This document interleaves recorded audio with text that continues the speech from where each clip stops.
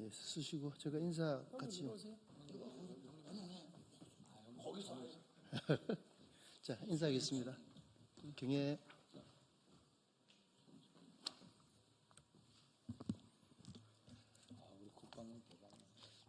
더불어민주당 전 정권의 반국가적 대국민 사기극을 국민과 함께 규탄한다. 존경하는 국민 여러분, 더불어민주당 전 정권이 습관적이고 상습적인 거짓말을 넘어 형법을 위반한 사실이 감사원에 의해 확인되었습니다. 더불어민주당이 그동안 감사원을 왜 그토록 거칠게 공격하고 겁박해 왔는지를 그 이유를 충분히 짐작케 하는 사건입니다. 문재인 정부 시절인 2018년 남북은 9.19 군사합의에 따라 비무장지대 안에 있는 감시초소 GP 일부를 철수시킨 바 있습니다. 하지만 감사원에 따르면 문재인 정권은 북한 GP의 핵심 시설물이 그대로 남아있는 것을 알면서도 검증 결과를 조작해 북한 GP가 불능화됐다고 발표한 사실이 확인되었습니다.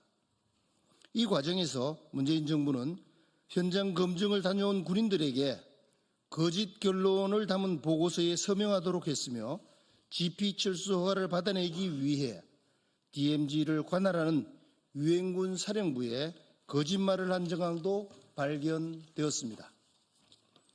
9.19 합의 체결 전 합참은 GP 철수 시 예상되는 상황을 평가해 문재인 정부 국방부에 다음과 같이 보고했습니다. 북한의 GP가 우리의 2배가 넘기 때문에 남북이 동수로 철수해서는 안 된다.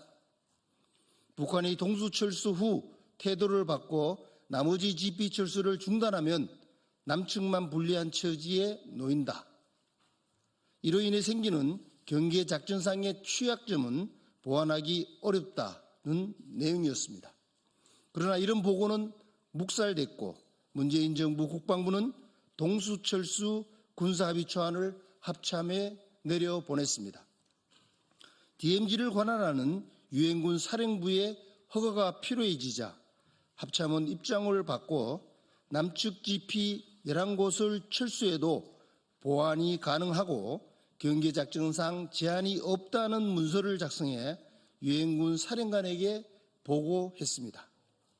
문재인 정권이 주도하여 동맹국까지 속인 셈입니다.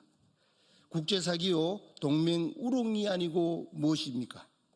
그해 11월 남북은 각각 GP 11곳, 10곳을 파괴했지만 지상시설이 대부분인 남측 GP와 달리 북한 GP는 지하시설이 핵심이었습니다.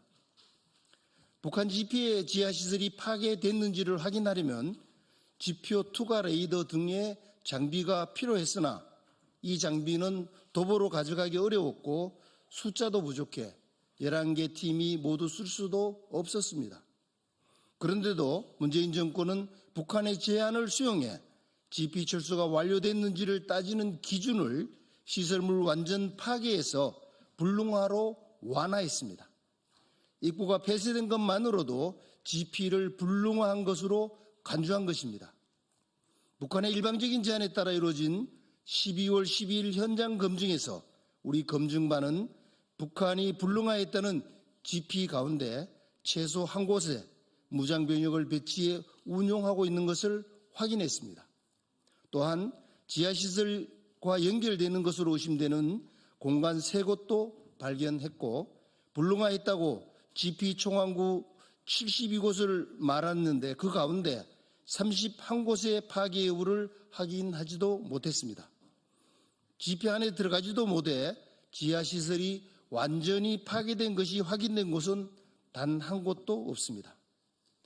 검증반 11개 팀이 각각 이런 사실을 검증 결과 보고서에 담았는데도 합참은 보고서의 결론을 불능화 달성으로 고쳤고 12월 14일에 검증반 팀장들을 불러 모아 조작된 보고서에 서명하도록 했습니다. 문재인 정부 국방부와 합참은 12월 17일 북GP 불능화가 달성됐다고 발표했습니다. 존경하는 국민 여러분, 우리 국민이 완전 파괴되었다고 믿었던 북한군 GP는 3개월 만에 복원되어 정상적으로 운영되고 있습니다.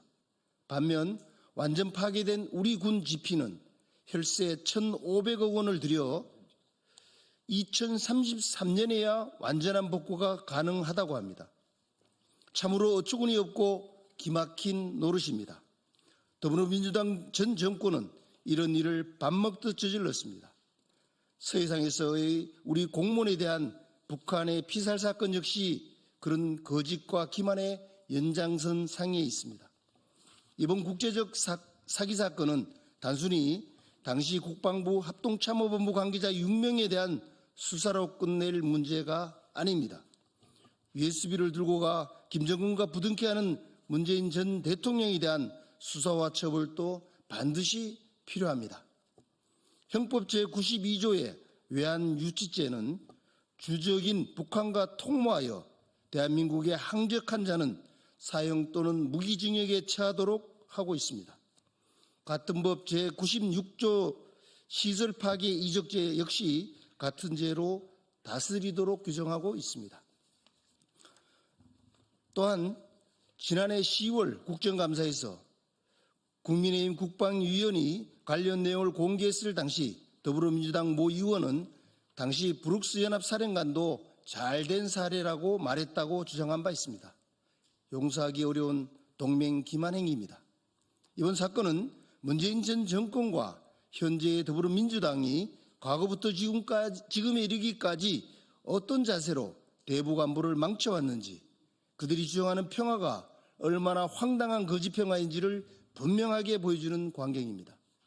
만약 더불어민주당이 이번 대선에서 승리한다면 적을 위해 얼마나 더 동맹국을 속일 것이며 대한민국 안보가 얼마나 더 망가질 것인지 모골이 송연해질 정도입니다. 우리 국민 모두가 한마음 한뜻으로 안보에서만큼은 국민을 속이는 자들이 결코 용서받지 못한다는 사실을 분명히 인식하도록 함께 매를 들어 주십시오.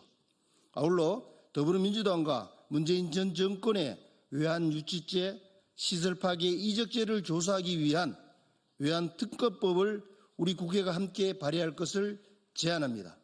감사합니다. 2025년 4월 24일 국민의힘 국방위원회 위원 일동. 차례요.